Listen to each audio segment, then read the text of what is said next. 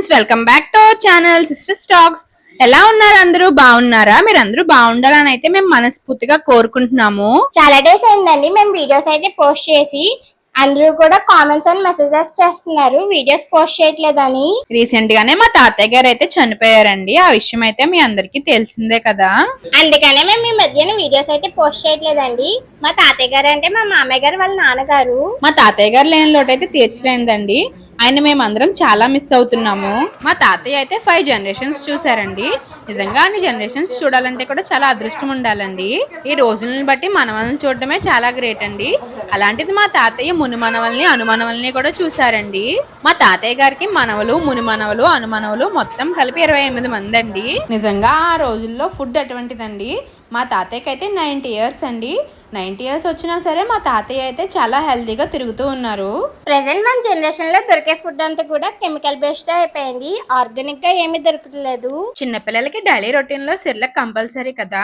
So మేము మా పిల్లల కోసం ఇంట్లోనే సిర్లక్ అయితే ప్రిపేర్ చేస్తున్నామండి. ఈ వీడియో అయితే రీసెంట్ గా తీసింది కాదండి. ఇదైతే మా పిల్లలకి సిర్లక్ తయారు చేసిన వీడియో అన్నమాట. ఇదైతే మేము ఎప్పుడో తీసాము, ఇప్పుడైతే పోస్ట్ చేస్తున్నాము.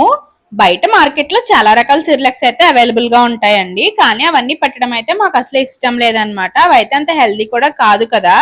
సో మా అత్తయ్య గారు ఇంట్లోనే ఇలా సిర్లక్ అయితే ప్రిపేర్ చేస్తున్నారు. ఈ సెర్లాక్ ఎలా ప్రిపేర్ చేసుకోవాలి ఏంటి అనేది ఈ వీడియోలో చూపిస్తాము. వీడియో అయితే స్కిప్ చేయకుండా ఎండ్ వరకు చూడండి. ఈ సిర్లక్ ప్రిపేర్ చేయడానికి 2 to 3 డేస్ అయితే పడుతుందండి. అన్ని డేస్ పట్టినా మాకైతే అసలు శ్రమే అనిపించలేదు. ఎందుకంటే ఇది పిల్లలకి చాలా హెల్దీ కాబట్టి. మా అత్తయ్య గారు అయితే చాలా ఓపిక్ గా ఇంకా శ్రద్ధగా అయితే సిర్లక్ అయితే ప్రిపేర్ చేశారండి. ఇప్పుడైతే ప్రాసెస్ లోకి వెళ్ళిపోదాము. ముందుగా మేమైతే ఎండు ఖర్జూరాన్ని చిన్న చిన్న పీసెస్ కింద కట్ చేసుకుని ఎండబెట్టుకున్నామండి. అది ఆల్రెడీ ఎండు ఖర్జూరమే కదా, మళ్ళీ ఎందుకు ఎండబెట్టామనుకుంటారేమో. అలా ఎండబెట్టడం వల్ల గ్రైండ్ చేసేటప్పుడు అదైతే పౌడర్ కింద బాగా గ్రైండ్ అవుతుందండి. ఎండబెట్టకపోతే అయితే సరిగ్గా గ్రైండ్ అవ్వదు.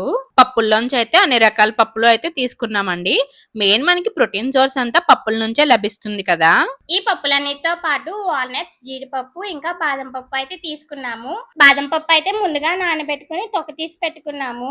తీసుకున్న పప్పులన్నీ కూడా బాగా కడిగిన తర్వాత 1 గంట నానబెట్టుకుని తర్వాత అయితే ఎండబెట్టుకున్నాము. ఇవైతే బాగా ఎండనవసరం లేదండి. తడి అంతా పోయే వరకు మనం ఎండలో పెట్టుకుంటే సరిపోతుంది. మేము ఈ పప్పులన్నిటితో పాటే బ్రౌన్ రైస్ కూడా తీసుకున్నామండి.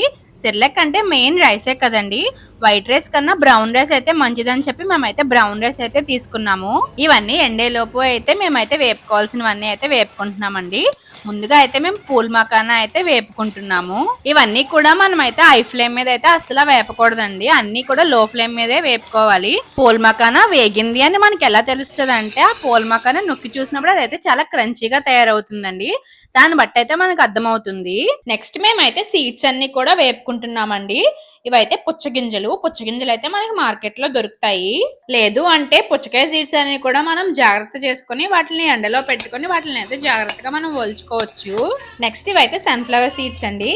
సీడ్స్ అన్ని కూడా మనకి వేగాయి అని ఎలా తెలుస్తాయి అంటే లైట్ గా కలర్ అయితే చేంజ్ అవుతాయి. ఈ పప్పులన్నీ వేస్తున్నాం కదా, పిల్లలకి డైజెషన్ సరిగ్గా అవ్వదనుకుంటారేమో. పిల్లలకి డైజెషన్ బాగా అవడం కోసమేనండి మనం వీటిని అయితే బాగా నానబెట్టి ఎండబెట్టి తర్వాత ఇలా డ్రై రోస్ట్ అయితే చేస్తున్నాము.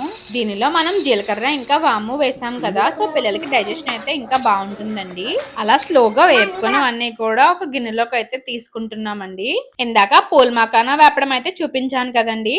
అటుకులు, అవిసె గింజలు ఇంకా పుట్నాల పప్పు, ఈ 3 వేపడం వీడియో క్లిప్ అయితే మిస్ అయిందండి. ఇవన్నీ కూడా వేపుకోవాలండి. నెక్స్ట్ ఇక్కడ చూపిస్తున్నవన్నీ కూడా మొలకల కోసం అయితే నానబెట్టుకున్నామండి.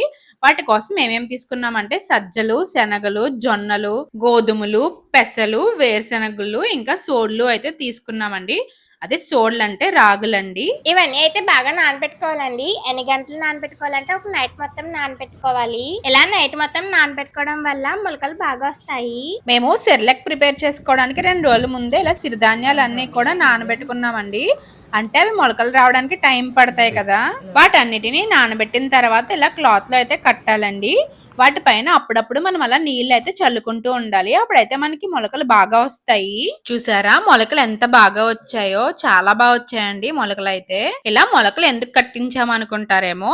మొలకలు కట్టించిన వాటిలో ఇంకా ప్రోటీన్స్ ఇంకా విటమిన్స్ ఎక్కువ ఉంటాయండి. పైగా పిల్లలకి డైజెషన్ కూడా చాలా బాగుంటుంది. పిల్లలకి రాగి జావ కూడా ఇవ్వచ్చండి.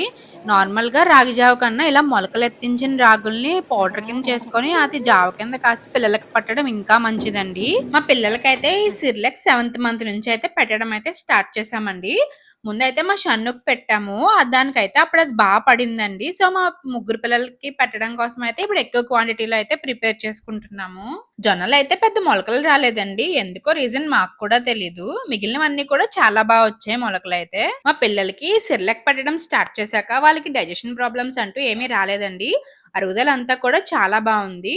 ఇంకా వాళ్ళు చాలా హెల్తీగా ఇంకా యాక్టివ్ గా కూడా ఉంటున్నారు. మీ పిల్లలకి ఏం ఫుడ్ పెడతారు అక్క అని అయితే మమ్మల్ని కామెంట్స్ లో అడుగుతారు కదా.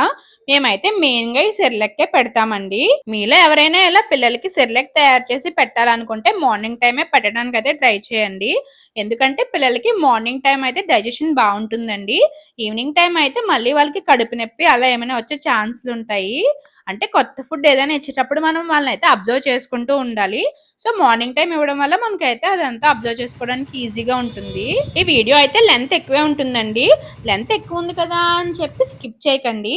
ఎందుకంటే మీలో చిన్నపిల్లలు ఉన్న వాళ్ళకి ఈ వీడియో అయితే బాగా ఉపయోగపడుతుందని ఈ వీడియో అయితే నేను షేర్ చేస్తున్నాను. మొలకలన్నీ బాగా వచ్చాక అవైతే మనం ఎండలో పెట్టుకోవాలండి. అవి బాగా ఎండాక మనం అయితే మళ్ళీ వాటిని ఇలా వేపుకోవాలి. ఇవి వేగడానికి అయితే చాలా టైమే పడుతుందండి. తక్కువ క్వాంటిటీలో వేపుకుంటే తొందరగా వేగుతుంది. అదే మనం ఎక్కువ వేస్తే మాత్రం మనకి చాలా టైం తీసుకుంటుంది వేగడానికి. తర్వాత వేగినవన్నీ కూడా అయితే ఇంకో గిన్నెలోకి అయితే వేసుకుంటున్నామండి.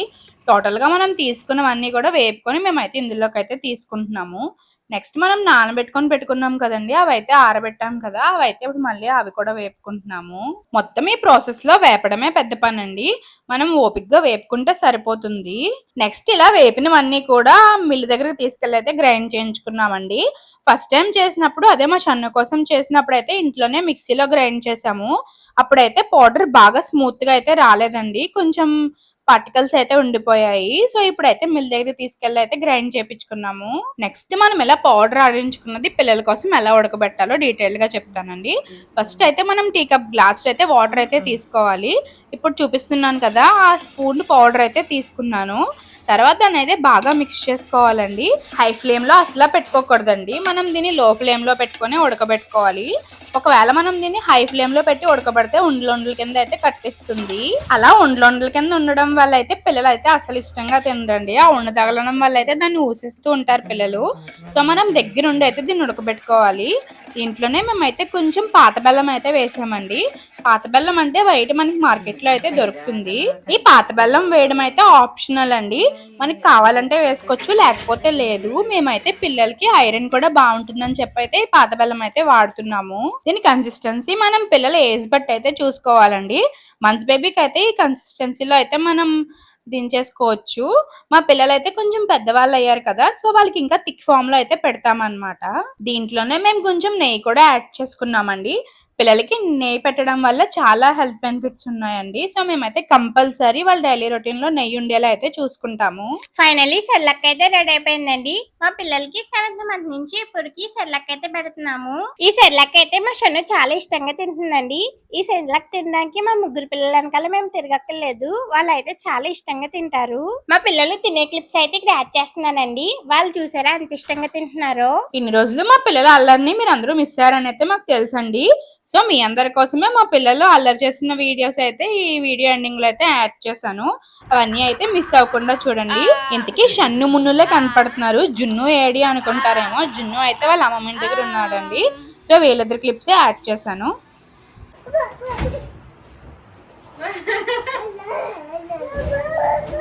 ఏళ్ళు నలిగిపోతాయి ఇద్దరు.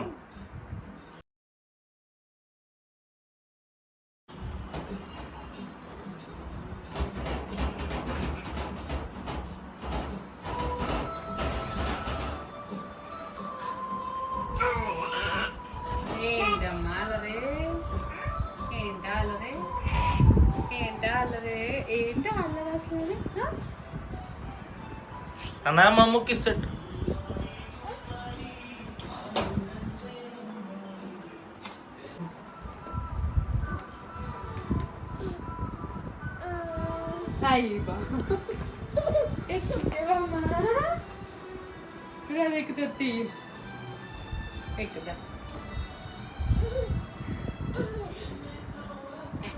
దా వచ్చి వచ్చి పైకి వచ్చి ఎక్కలేకపోతున్నావా అయ్యో ఎక్కమ్మా ఎక్కు ఎక్కు వద్దు రామ్మ పైకి పర్లేదు ఎక్కు రా.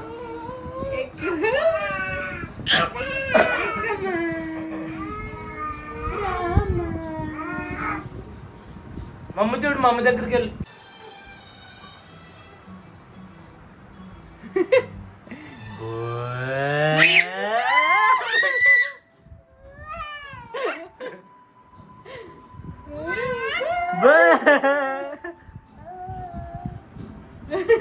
పిల్లలేరు కనబడతలేదు